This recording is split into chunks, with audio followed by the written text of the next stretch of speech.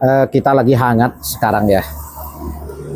Banyak tokoh, baik itu tokoh politik maupun itu tokoh agama, itu mencaci maki Prabowo, menyalahkan Prabowo, nganggap Prabowo bodoh, nganggap Prabowo dungu ya. Kenapa? Karena Prabowo ikut dalam BOP dan BOP ternyata akhirnya kan Israel masuk di situ. Nah, kita semua tahu bahwa BOP itu adalah Dewan Keamanan Gaza yang dibentuk oleh Donald Trump.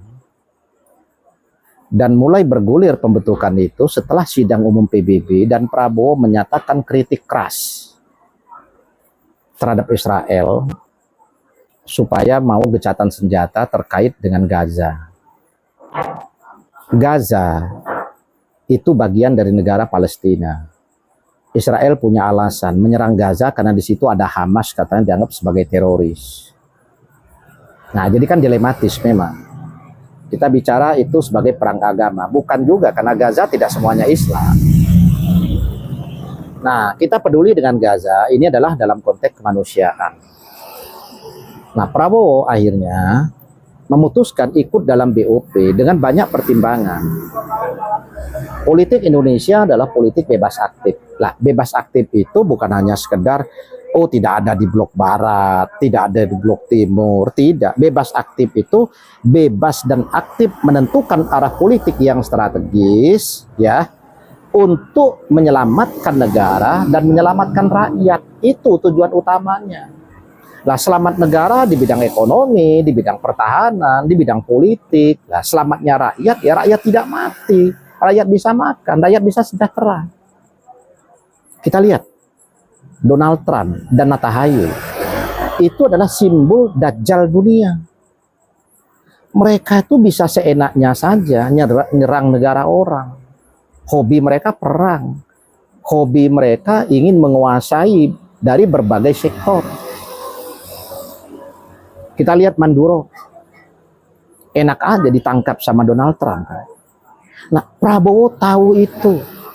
Dia paham persis, dia yang berinteraksi secara langsung. Lah, orang-orang yang mengkritisi itu tidak tahu, hanya bisa nyalahkan. Prabowo tahu aturan konstitusi di Amerika bahwa Donald Trump habis jabatan 3 tahun ke depan nggak bisa nyalon lagi karena dia sudah 2 kali. Lebih baik melakukan perjanjian yang sekarang kelihatannya kita kalah dalam posisi, tetapi rakyat selamat. Toh setelah presiden berganti besok masih bisa kok renegosiasi, masih bisa ada perbaikan. Tapi yang penting sekarang adalah secara geopolitik Indonesia aman. Kita harus mengantisipasi jangan sampai kita diembargo, jangan sampai kita diserang atau diinvasi dengan senjata, dengan rudal. Kita simulasikan sederhana. Amerika punya pangkalan militer di Filipina.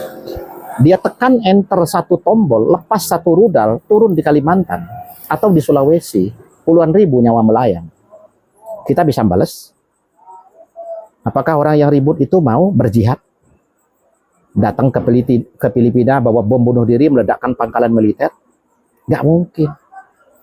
Rakyat sudah mati dulu puluhan ribu. Kita nggak punya kekuatan untuk menyerang. Kita nggak punya kekuatan dan nggak punya daya teknologi untuk melakukan balasan. Apakah kita kalah? Apakah kita lemah? Bukan, karena memang negara kita ini masih dalam posisi berproses. Kita ini negara berkembang. Kita belum punya teknologi persenjataan seperti negara-negara maju. Lah, sehingga kita lebih baik mengalah. Ekonomi dalam negeri kita tertata, kita selamat dari krisis global ya. Rakyat kita selamat, nggak ada yang tewas. Toh 3 tahun, 4 tahun ke depan masih bisa dilakukan renegosiasi. Kenapa? Karena Prabowo yang paham karakter mereka. Prabowo yang tahu, karena dia yang berinteraksi langsung. Lah, orang-orang yang rewel itu, para ustadz, tokoh politik yang rewel menyalahkan, mereka nggak paham kok. Mereka nggak punya kontribusi apa-apa dengan negara ini, selain hanya bicara dan menyalahkan kok. Seolah mereka lebih pintar, tapi sebenarnya mereka nggak punya kemampuan dan kapasitas apa-apa. Mereka bicara rakyat, sekarang coba mereka datengin. Ditodong minta modal 10 juta. Ditodong pinjam modal 100 juta. Apa mereka mau kasih? Enggak. Ngomong doang mereka, bicara kepedulian. Mereka punya duit, mereka nikmati sendiri. Mau mereka berbagi dengan rakyat setiap hari? Mau mereka berbagi dengan rakyat setiap minggu, setiap hari Jumat? Enggak, mereka hanya bicara. Bahkan mereka itu kalau diundang ngaji, diundang melakukan kajian, nggak dibayar, mereka nggak mau kok. Mereka minta diganti, akomodasi, mereka minta dibayar. Kok mereka berbicara rakyat, bicara kepedulian? Nggak usah jauh-jauh mereka bicara peduli Palestina.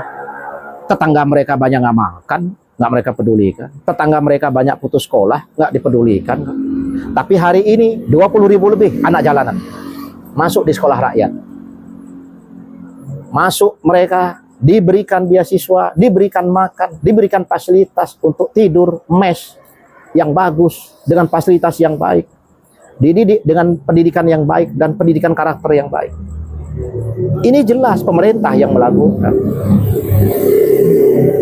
Masyarakat yang tadinya tidak bisa menikmati makan bergizi, bisa menikmati makan bergizi lewat program MBG. Sekalipun secara teknis belum sempurna karena masih banyak kebocoran. Kebocoran itu yang harus kita perbaiki, harus kita perkecil, harus kita eliminir. Nah, jadi kalau para politisi, para tokoh itu mau mengkritik, kritiklah kaitan dengan kebijakan dalam negeri supaya kebijakan itu lebih sempurna dalam tataran teknis. Nggak usah mengkritisi masalah politik luar negeri karena mereka tidak berinteraksi secara langsung. Prabowo lebih paham. Orang sipil bicara cinta tanah air, suruh perang belum tentu berani perang. Tapi tentara disuruh perang, mereka berani taruhkan nyawa mereka. Dan Prabowo adalah tentara. Jadi dalam strategi perang, lebih baik kita mundur ke belakang. Yang penting rakyat kita selamat, nggak ada yang tewas karena diinvasi negara lain. Kalaupun kita ada kelemahan atau ada dalam posisi kita kalah dalam satu kebijakan atau dalam klausul tertentu, itu nggak masalah. Artinya lebih baik kita mundur kalah satu langkah, tapi ke depan kita bisa menentukan arah yang lebih produktif, karena jabatan presiden itu ada batas, umur manusia ada akhir.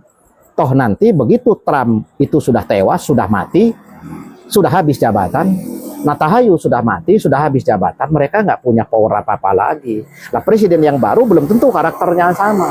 Tapi untuk menghadapi dua dajjal ini, dua dajjal dunia ini, Prabowo harus paham dengan strategi yang bijak. Dan apa yang dia lakukan itu sudah tepat. Karena yang penting adalah rakyat kita selamat, negara kita selamat terlebih dahulu. Jadi orang-orang yang asal bicara itu karena nggak paham. Nah, ini yang harus kita pahami ya.